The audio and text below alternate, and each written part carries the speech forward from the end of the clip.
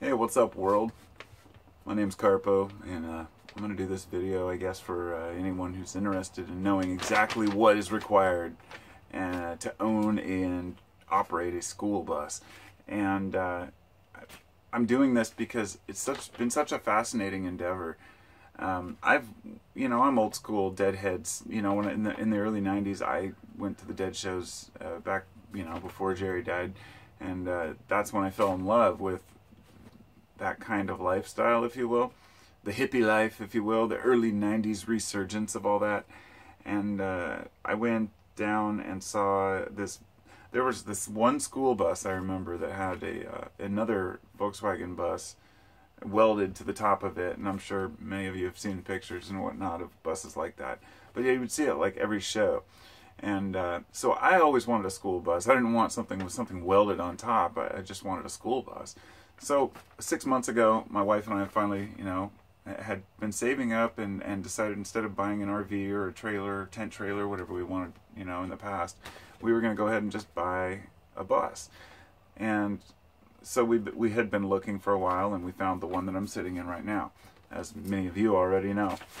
But in this video, I wanted to specifically give the tips and advice that I've found useful after 6 months, after 3 months of remodeling, and then 3 months of driving it around. And because some of these tips would be so useful for me if I would have known them ahead of time. But I did do my research, my due diligence, and watched a ton of YouTube videos.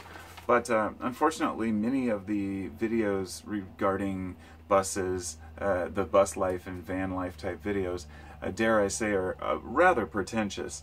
And there's another guy, his name is Dave2D Vlogs. I'll give him a shout out. I ordinarily wouldn't. He is a shameless self-promoter, and he makes YouTube videos about other YouTubers, and he like roasts these van lifers. Basically people who show up in a half a bikini on their, on their thumbnail, so somebody wants to click it and see half-naked people, millennials if you will, talking about their, how they wanted to leave society and get away from all the BS, but here they are, coming into town and showering in the gyms and, partaking in the local, the usual things that we all do. And I guess the point being that we would all like to escape the bullshit of society, but, just living in a car, as far as like I could live in a bus, I could live in this, no problem.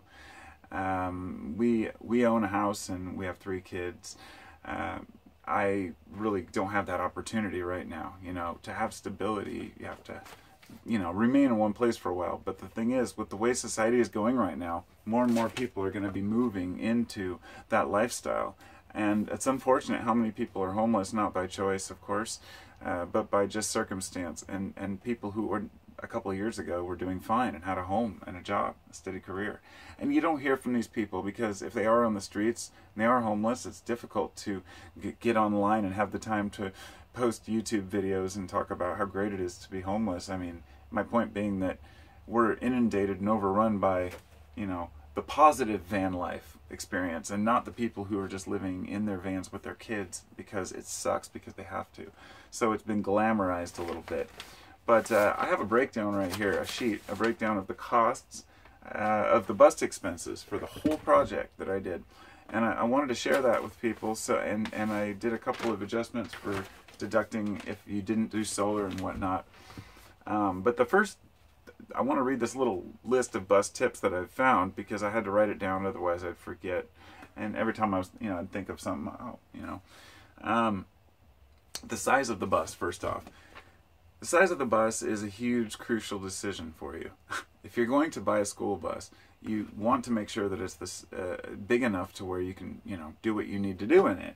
But let me just say this. I have a short bus, and it was a wheelchair lift one. So it's not very long. It's 21 feet total. I have 16 feet of length of usable space, and I've managed to fit my bed, my storage, my table, 2 couches, fridge, sink, everything in here, except for a bathroom. My wife, who ordinarily I would think that the woman would want a bathroom, she was just like, we can always go outside if we need to, and there's usually bathrooms if we're going to a festival or a concert. And she's right, and we haven't had an issue with the bathroom at all yet. And so the lack of a bathroom isn't that big of an issue. One thing that is an issue is wheelbase, and you know, the distance of how much you're going to have to travel to make a U-turn or to turn around on a messed up road that you didn't want to go down. And this thing fortunately it's on a GMC chassis. It's like a bread truck style. It's a P35 body style, so it has the straight slanted hood. I loved it. The minute I saw it, I fell in love with it. But that's the other thing. It wasn't just for the looks. The guy sold me on the fact it had a Washington State Patrol sticker on the front. It had been inspected last year for, you know, basically got given the whole rundown in 2017. And that is so important.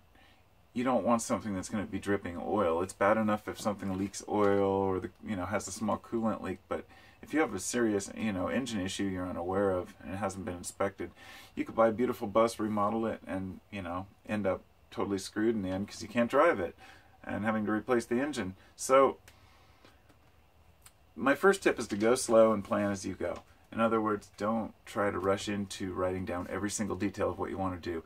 If you want to, if that's your thing, go for it. But my advice would be to have a general idea of what you want in there, and then really get a feel as you're building, and definitely watch a lot of other videos and do a lot of other research.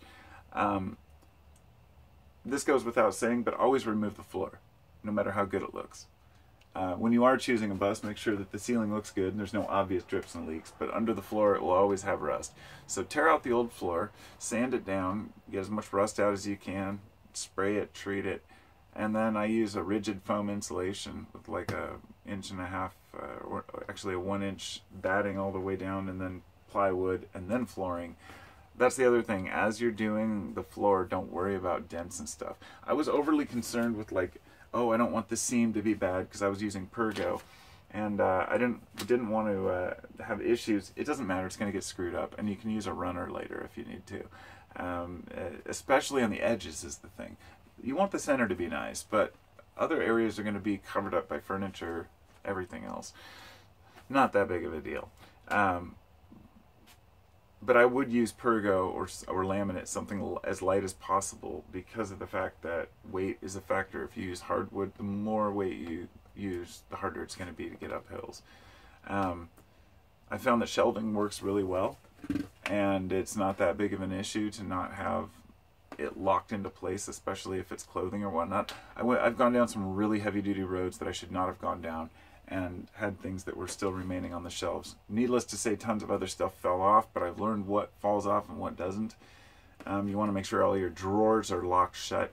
You want to make sure that your fridge door or anything like that is locked shut. But other than that, if you have fabric or on a shelf with an anti-slip mat or something, it generally will stay there. It depends on the bus though, I guess, and the ride, but this one's pretty smooth overall. Counter space is always essential. We have tons of counter space, more than anything else. It's just when you're camping, when you're anywhere, you want to be able to put your stuff out and just, not have to worry about where do I put something. You'll definitely want cup holders next to your couches while you're traveling, but one other thing I learned is no dividers are really that necessary, especially for a small bus. I have these little half dividers that only go up halfway to the ceiling. If you want privacy, you can use curtains. You can use magnets. Magnets are the other thing I was going to mention. They're essential for hanging up curtains and dividers, but I love the open floor plan of this one. So that's my personal opinion, but I think no dividers, because they're smaller than they look on TV. If you watch videos of people's tours of their short buses, you'll think, wow, that looks pretty roomy, because they're using those, that lens, that fisheye lens, and it's like, wow, that looks big. And then you really get in one, and it still looks big when the seats are out, but then you start putting stuff in, and you're like, oh my God, this is going to be packed. One thing I would recommend is do have a small sink and a water pump and water available. It's just one of those things. No matter where you're at, being able to wash your hands or wash out a dish is just awesome, and not have to worry about where the water's going. But as for a gray water tank for collection, I personally think it's better just to collect it a little bit at a time and dump it. I have a 5-gallon collection container that I just empty out with like drain water and stuff. But Some people, they want to have their bathroom, their gray and black water tanks, they want to have a full shower and all that. I think that's great. I might do that someday, but honestly, even the people who have showers, I've seen a lot say that they just never use them. You know, it's like an idea that you have. You want to do it. I wanted to have a small shower and a toilet at first, and I thought, why? You know, I can use a restroom anywhere and save that space and not have to stink it up or have a, you know, a composting toilet with a pump, you know, and a fan and everything anyway. So, always have water. Bed height. This is my bed height right here. And I found that halfway up, which is a little bit into the first, say my mattress sits in the first window, the lower half, it's perfect for head heights, not bumping anything, but also having a ton of storage underneath. And it happens to be the perfect height for where a table can pull out. So I have a maple ply table that pulls out right here. Use as much reclaimed wooden materials as you can. It seems obvious, but you know, I've seen some awesome buses that are done with, you know, new stuff too. But if you can, if you don't mind a variety of materials, and I personally don't mind, I'm a carpenter, and I had tons of stuff left over from different, you know, finished carpentry jobs I'd done, and so there was a variety of wood to work with. But even if you don't, you can find it locally really cheap and mill it down really easy with a simple table saw. But try to do as much as you can yourself. I mean, you can save so much money that way. Consider the weight. Always consider weight. You know, this thing is probably sitting at about the same weight as it was when it had all the seats in it. And with my family in it, let's say it's the same weight as having, it's probably less weight than the original bus with all the kids in it, and it had 2 wheelchair areas, so if those were occupied too. And the wheelchair lift itself was like 400 something pounds, and that was removed. So the only thing that's really heavy is these tabletops, and the fridge is, I think, about 100 maybe 100 pounds, 120 pounds. It's not that heavy. I carried it by myself. So everything else is light, pretty light, you know, 1/4 inch plywood everywhere, and you know, 2x2s, and so even with that, it struggles on hills. So consider the weight always. Run all your wiring first while you're doing paneling on the walls, and make sure you insulate at the same time, and insulate as well as you can. But don't be, if you're not going to do the whole ceiling and tear everything apart, and if you don't live in a super cold climate, to me it wasn't worth ripping the ceiling out. I don't care if it gets a little bit hot. I live in the Northwest. It's perfect out here. If it gets warm, pop the vents open. If it gets cold, close them up. Run a little heater if you need to. But so far I've never got cold in here or had an issue. It depends on where you live. If you live in the South, I would definitely, and you want to have something like, you know, a bus, I would definitely recommend having an air conditioner unit and everything, but that's why I live here, because I don't want to deal with that crap. So run all your wiring first, insulate well. The wheel wells, which I'm sitting on right now, are great for couches, and the couches also can double as a second bed when you put a piece in the center. Self-explanatory. I've seen it done a million times. I decided to do it, and I think it's a very good idea. Magnets, buy tons of magnets, and if you don't redo your roof, then you have a crap load of space for magnets, and you can get hook magnets, all different types, and mount anything you want up there. You know, whether it's hanging fabrics or these little lanterns that I have, if you get heavy duty enough hook magnets, and I can move them around whenever I need them. And then I have a metal rail up in the front where I can, you know, put up curtains with magnets too. Curtains don't have to be on rods, you know. We get stuck in these mentalities of how things should operate. Honestly, curtains with 2 magnets are so much better. You pop the magnets off, fold the curtain up, and it's gone. You know, it's not, you know, it comes down to, I guess, what you expect it to look like. Anyhow, the last one is USB ports are really awesome. My wife was noting how, you know, when I said that I was going to put this little receptacle back here, that it seemed silly, and I'll kind of show you guys what I'm talking about. It's one of these USB ports. I was like, I need to put this by the bed. It's got the voltage, 2 USB ports, and then you know, another plug for a cigarette lighter. And this thing is perfect for plugging your phone in or something. It's not about having your phone while you're camping. Sometimes you have to take pictures, you know, and everybody uses their phone. So what else have I got here? I've just got this expense list I wanted to go over. I didn't even want to mention the solar because that's, I'll mention that on here. This is my personal bus expenses, and so, you know, you don't hear a lot of the, you know, people will tell you, oh, well, it cost about this much, but as a breakdown, you know, it really wasn't that much if you think about it. So the bus was advertised for $3,500. We talked him down to $32. With the purchase of the bus, as well as the license and insurance, which was pretty expensive to get started, it was a total of $3,750. Okay, so the cost of the paint and lumber and hardware, on average, all the receipts I added up, you know, everything from screws and nails to nuts and bolts, was $1,537, and that's a pretty chunk of change. Fabric, wiring, hoses, and a variety of other things like that, magnets and switches and stuff, those were $460. And as far as the solar unit, which you could consider a completely separate thing, and if you don't want solar, that could save you a lot of money. That's kind of why I wanted to mention it. It was a total of $708 for all the solar equipment. That includes 260 amp hour batteries, you know, marine grade deep cycle batteries, and they were relatively cheap batteries. I mean, I could have paid $3,000. I could have paid this whole cost if I would have bought like lithium ion batteries. It would have cost me all the money I spent on the whole remodel just for 2 batteries. It's just ridiculous. I could not do that. So $708 for the batteries, the charge controller, 200-watt solar panels, the Y connectors, the 20-foot cables that run down into the charge controller, and the various switches and blade fuse box and stuff. $700 for a full solar system, honestly, is to me really $700 for a solar system.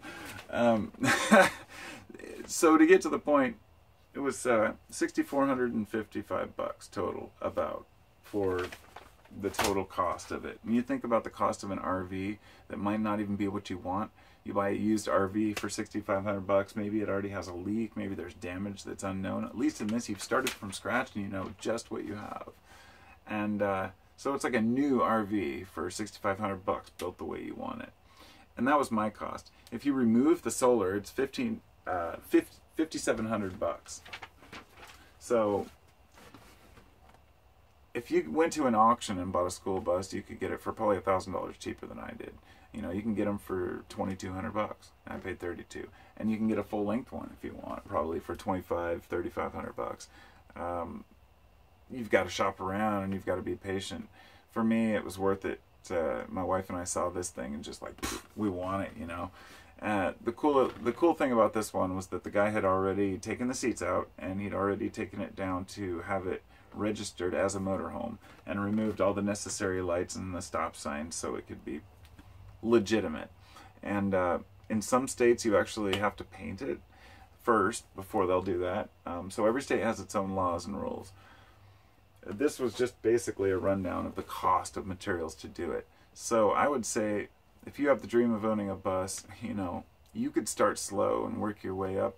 The minimum you've got to have is maybe a couple grand to get a decent bus. And it's just such an awesome experience. I don't honestly know how I had the energy to even do it. It's like looking back, I'm just like, man, that was a lot of work. But I still have so much to do. I mean, down underneath here, I have these ideas now that I've been thinking about it. That was the thing I wanted to say. Make sure you travel in it first before you decide, oh, this is what I want completely. Figure out what you need. You know, when my side door opens, I have a fold-out table out there that's like 4 feet long, and then I can hook up I have a little shelf that sets up, and I found it more useful than I ever imagined. I thought maybe I'll get rid of the shelf, but no, it really is good. And down here underneath, I'm going to pull out these have these shelves where I can pull them on hinges towards the back door to access one or the other of them, and kind of simplify things. So that's my ramble about buses. I don't know, I was going to post this on my bus channel because I have a separate channel, Carpo's Schoolie, that's just for the school bus, but I think I'll put this on my main channel because I know there are so many people out there who are interested in buying a bus or something like it, you know, and I don't know. Life's short, you know. I think it's like having a second home available for if you ever want to go somewhere. Just like you can take off, go out for the weekend or whatnot. But worst case scenario, you have a second home. You can keep extra food in there. You can keep your clothes in there. And the beauty is it's ready to roll. You don't have to worry about every time you go out, you know, bringing all your camping supplies. So if you camp, I mean, I guess that's kind of my thing, you know, or the Northwest thing. Not everybody goes camping, you know, but yeah, the bus is good for touring. It's good for anything. So that's my bus ramble. Peace. Talk to you all later. Have a good one.